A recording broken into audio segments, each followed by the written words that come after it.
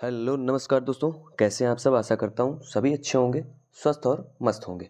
और आज की जो क्लास है वो आपकी RPF constable exam first shift का एनालिसिस है, जो कि 11 मार्च का है, जिसमें आप जीके, जीएस और करंट अफेयर्स के क्वेश्चन देखने को आपको मिलेंगे।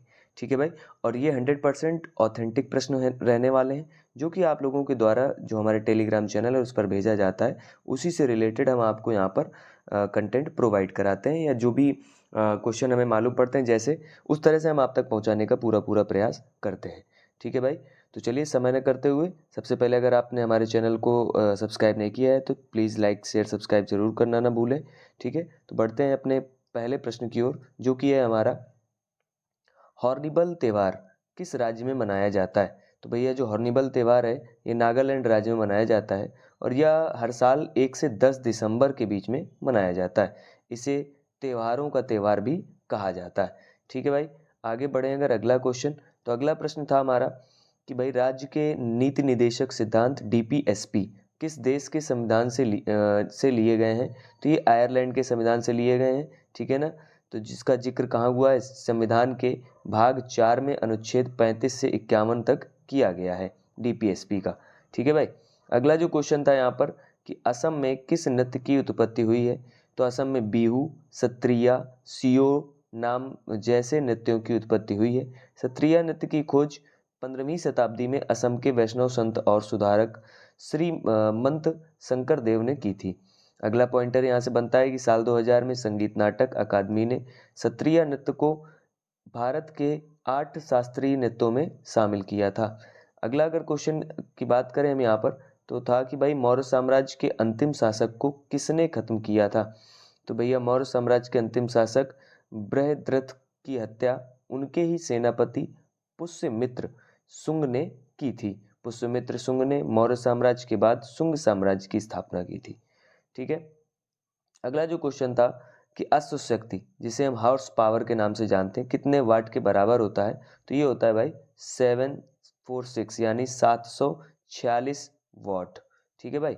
तो ये जितने भी आपके क्वेश्चन मिल रहे हैं आपको, ये सब 100% ऑथेंटिक प्रश्न है। और अगर कोई क्वेश्चन आपको ऊपर नीचे लगता है तो प्लीज़ कमेंट करके ज़रूर बताएं। ठीक है, प्रयास किया गया है बेहतर करने का। ठीक है ना। चलिए आगे बढ़ते हैं। लिखा है एल नीनो इनमें से किस महासागर में विकसित होता है।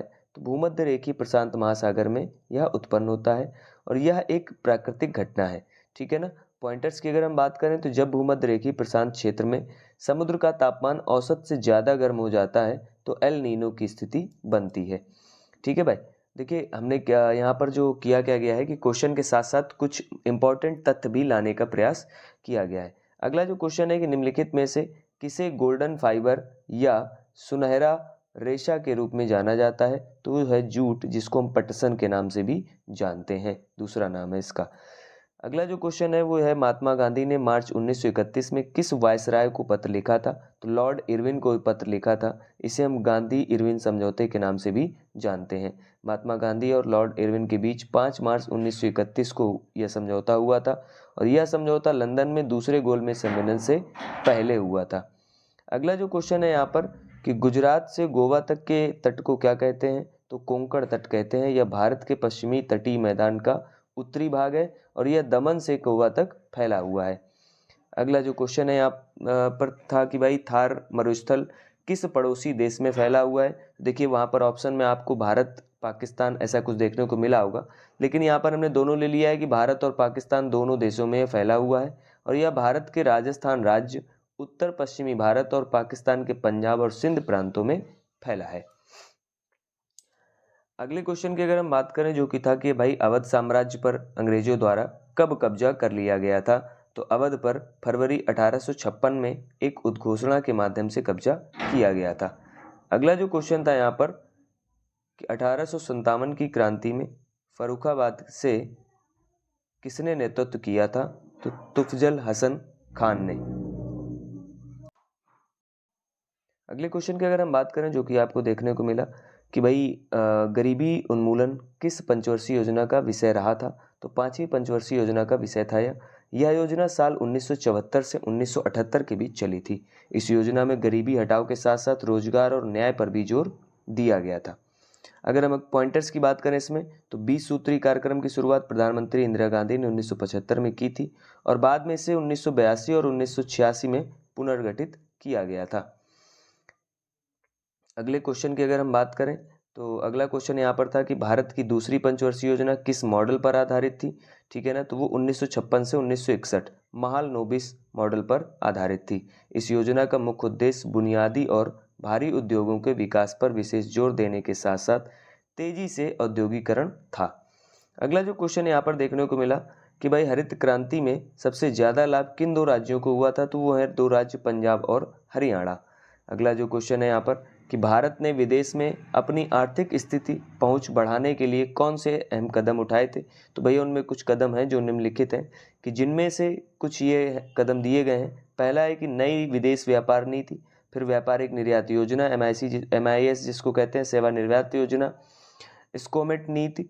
और अगर हम पॉइंटर्स की बात करें तो भारत ने विदेश में अपनी आर्थिक पहुंच बढ़ाने के लिए उदारीकरण नीति अपनाई थी। वहीं आज़ादी के बाद देश में व्यापार और उद्योग को बढ़ावा देने के लिए आयात प्रतिस्थापन नीति भी अपनाई गई थी। अगले क्वेश्चन की अगर हम बात करें तो चारों वेदों और उनके ब्राह्मण ग्रंथों के समूह को क्या कहते हैं, तो वैदिक साहित्य कहते हैं चारों वेदों को। और वेदों को श्रुति कहा जाता है। श्रुति का मतलब होता है जो सुना गया है। ऐत्रेय ब्राह्मण और कौशितकी या कौशितकी ब्राह्मण ऋग्वेद से जुड़े हैं। शतपथ ब्राह्मण यजुर्वेद से जुड़े हैं और गोपथ ब्राह्मण अथर्ववेद से जुड़ा हुआ है। अगर हम अगले क्वेश्चन की बात करें तो भारतीय रिजर्व बैंक ने अपना 90वां या 19th कह सकते हैं, सॉरी 19th नहीं, ठीक है 19th वर्ष का स्मरणोत्सव मनाया किस महीने में, ठीक है ना, तो 1 अप्रैल 2024 में 90वां। अगले क्वेश्चन की अगर हम बात करें नवंबर 2024 तक भारतीय संविधान में कितने संविधान संशोधन हुए हैं, तो 106 संविधान संशोधन हो चुके हैं।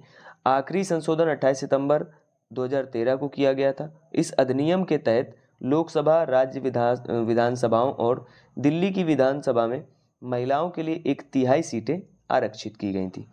अगला जो क्वेश्चन था यहाँ पर कि 42वें संविधान संशोधन में न्यायाधिकरण किस भाग से संबंधित है, तो भारतीय संविधान के भाग, ठीक है 15 से 15A में न्यायाधिकरणों से